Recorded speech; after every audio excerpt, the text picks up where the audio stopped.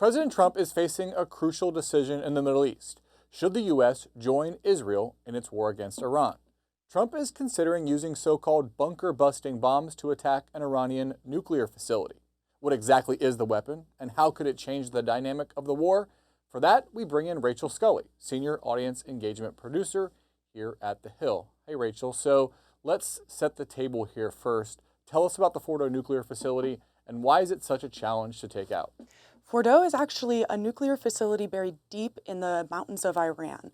It's about 260 feet buried underneath soil and dirt, and it seems to be incredibly hard to penetrate. So one of the ways that we are able to do that is through the massive ordnance penetrating bombs. So Rachel, that brings us to this bunker-busting bomb. Tell us about the weapon and why experts think it could be effective in taking out Fordo. So it's a GPS tracking bomb, and it penetrates deep into the soil, and it goes about 200 feet under, which, as you know, Fordo is about 260 feet under. In that case, it seems to be the only way to actually penetrate into the ground and reach Fordo. And Israel seems to think that that is the only way to actually stop Iran from getting a nuclear weapon. Do we know how many of these bombs the U.S. actually has?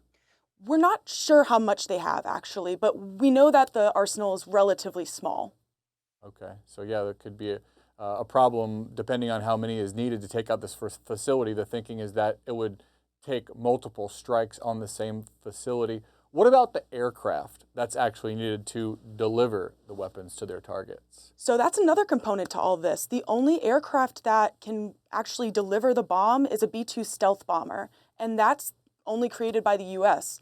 So the U.S. has actually tested out whether these aircraft can actually bring the bomb, and actually it's found out that it can bring two bombs at the same time.